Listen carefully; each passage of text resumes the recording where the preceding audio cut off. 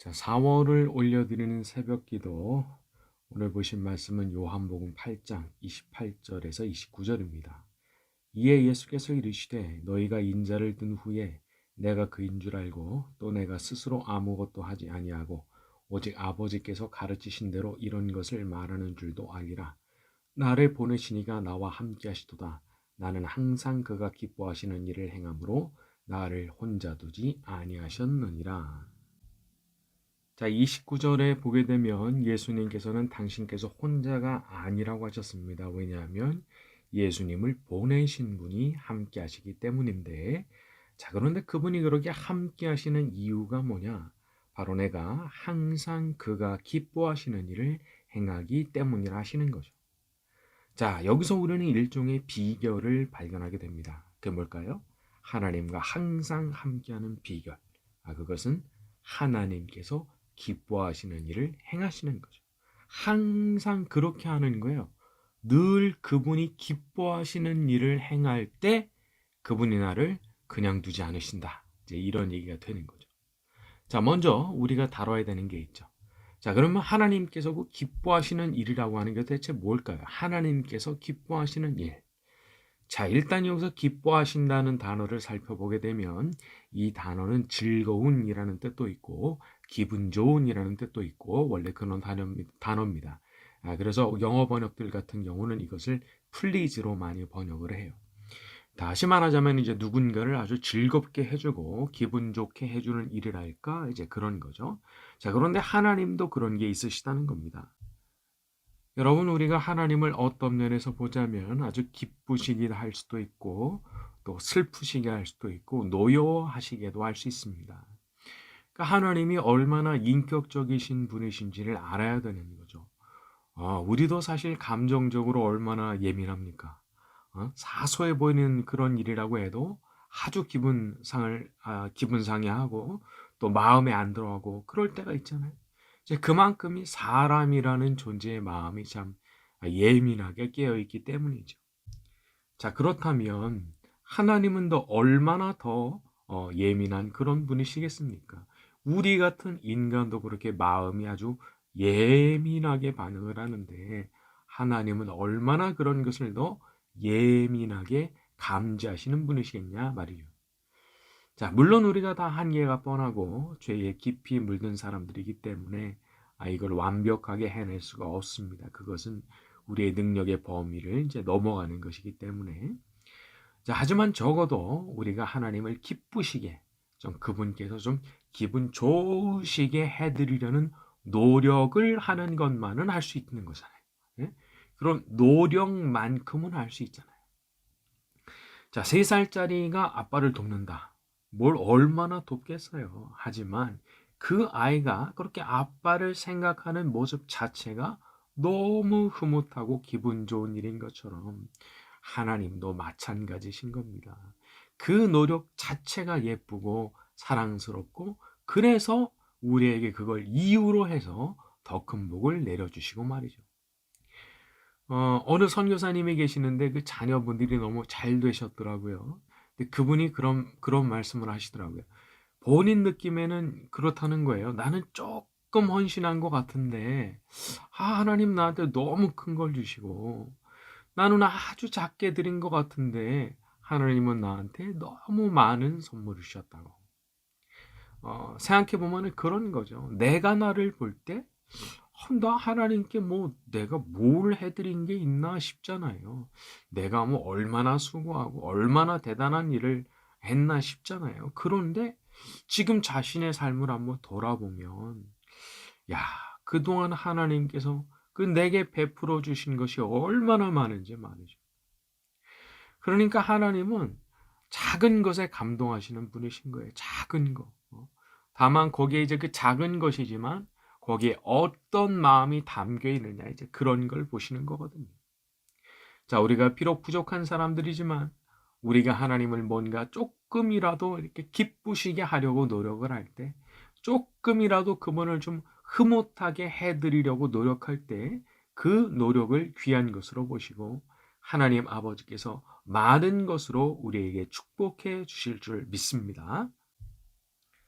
자, 그러면 우리가 어떻게 해야 하나님을 좀 기쁘시게 할 수 있느냐? 이제 대체 예수님께서 지금 말씀하시는 내가 항상 그가 기뻐하는 일을 행하신다고 하셨던 그건 도대체 뭐냐? 우리가 생각할 수 있죠. 그게 바로 28절입니다. 이에 예수께서 이르시되 너희가 인자를 든 후에 내가 그인 줄 알고 또 내가 스스로 아무것도 하지 아니하고 오직 아버지께서 가르치신 대로 이런 것을 말하는 줄도 알리라. 자, 예수님께서 지금 하시는 일이 뭐라는 거예요? 내가 스스로는 아무것도 하지 아니하고 오직 아버지께서 가르치신 대로 말하는 것이다 하시는 거예요. 다시 말해서 지금 뭘 하시든 당신 마음대로 하시는 것이 아니라 당신 뜻을 앞세우시는 것이 아니라 언제나 아버지의 뜻을 구하시고 아버지께서 가르치시는 대로 아주 겸손하게 행하고 계시다는 거죠. 다시 말해서 언제나 아버지의 뜻을 앞세우시고 나는 사라지는 이제 그런 삶을 살아오신 거예요. 자, 일반적인 사람의 삶은 대체로 다 이제 자기를 구하는 삶입니다. 자기를 구하는 삶. 그러니까 내가 바라는 거, 내가 소원하는 거, 내가 하고 싶은 거, 다 내가 하고 싶은 걸 말해요. 그런데 성령을 받아서 하나님의 자녀가 된 사람은 좀 다릅니다. 이런 사람은 그런 게 없어요. 내가 바라고 내가 추구하고 그런 게 있는 게 아니라 오로지 아버지의 뜻을 구하겠다. 그 마음이 있는 거예요. 그 마음이. 그 뭐 완벽하진 않아도 마음 한 구석에 그런 마음이 항상 살아 있어요. 자, 부모가 볼 때 자녀가 원하는 게 보일 때가 있습니다. 아, 제가 저거 원하는구나 보입니다. 자, 그런데 와서 자기는 그렇게 하질 않고 그냥 내 뜻을 따르겠다고 말하는 거예요. 그러면 얼마나 이 부모가 놀라겠습니까? 또 얼마나 좀 안쓰럽겠어요. 그렇게 자기가 원하는 게 뭔지 내가 알거든요. 근데 그걸 포기하겠다고 얘기를 할 때, 이 부모된 참 그 사람의 마음이 어떠냐 말이에요. 그런데 바로 여기에 어떤 비결이 있는 거거든요. 자기의 뜻을 구하는 것이 아니라 하나님 아버지의 뜻을 구하는 삶. 거기에 축복의 비결이 있는 거예요. 그리고 항상 그 사람과 함께 해주시는 그 사람을 절대 그냥 내버려 두지 않으시는 그런 축복이 거기서 일어나는 겁니다.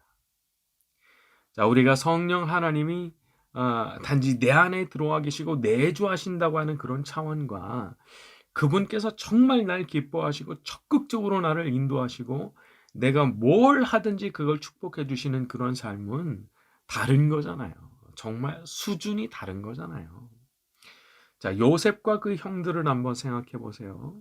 그 형들도 다 야곱, 이스라엘의 아들들입니다. 나중에 출애굽기를 보게 되면은 그 제사장 옷에다가 그 보석이 박히거든요. 근데 그 보석에다가 12 아들들의 이름을 다 기록합니다. 그러니까 그만큼 존귀하게 보시는 거예요, 하나님께서. 그러나 그렇다고 해서 하나님께서 당시에 그 형들과 요셉을 똑같이 보셨느냐? 그렇지 않은 거잖아요. 전혀 그렇지 않은 거잖아요. 요셉이 그렇게 험한 일을 겪어놓고도 그렇게 개인적으로 복수하고 싶은 그런 마음 다 내려놓고 모든 게 하나님 하신 일이니까 내가 무슨 하나님이라도 된 것처럼 복수할 자격이 있는 것으로 내가 전혀 생각하지 않는다. 그렇게 말하잖아요. 창세기 50장 19절 이르되 두려워하지 마소서 내가 하나님을 대신하리이까. 참 이런 마음이 얼마나 귀한 마음이냐 말이죠. 자기가 그냥 하고 싶은 거 다 해버리면 난 이거 죽어도 해야 되겠다 생각해서 그걸 다 해버리면 안 된 일이지만 예수님께서 말씀하셨던 것 같은 그런 축복은 없는 거예요. 나를 보내시니가 나와 함께 하시도다 나를 혼자 두지 아니하셨느니라. 절대 혼자 내버려 두지 않는 그런 축복. 절대 길을 잃은 것처럼 혼자 방황하고 그렇게 살지 않게 하시는 그런 축복. 그것이 너무 멀어지게 되는 거예요. 그러니까 자기가 원하는 그런 삶을 살려고만 하면 그런 축복은 영영 이렇게 거리가 멀어지는 거예요. 하지만 그걸 한번 내려놔 보세요. 이제부터는 제가 하고 싶은 일 하는 게 아니고 하나님 아버지께서 절 통해서 하시고 싶으신 일이 뭔지를 제가 좀 묻겠습니다. 좀 저를 통해서 뭘 하길 원하시는지 제게 가르쳐 주십시오. 제가 순종하겠습니다. 그런 기도를 한번 드려보세요. 그런 기도를 한번 드려보세요. 그 하나님께서 얼마나 기뻐하시겠습니까? 자, 하나님 아버지께서는 우리가 태어날 때부터 얼마나 이기적인 존재인지를 잘 알고 계시는 분이시죠. 얼마나 자기 자신의 욕심을 따라서 사는 일이 자연스러운 그런 존재인지를 잘 알고 계시는 거예요. 그렇기 때문에 우리가 그런 결단을 한다는 것 자체를 얼마나 기뻐하시는지 몰라요. 자, 그런데 우리가 그렇게 하나님을 기쁘시게 함으로써 이제 많은 축복을 받게 되는 것을 누가 싫어하느냐? 요 마귀가 아주 싫어하는 겁니다. 그러니까 이 마귀가 어떤 전략을 쓰느냐? 우리한테 자꾸 이런 생각을 주는 거예요. 네가 손해다, 네가 손해. 그런 말을 자꾸 들려줘요. 네가 왜 그렇게까지 양보해야 되고, 네가 왜 그렇게까지 손해 봐야 되냐?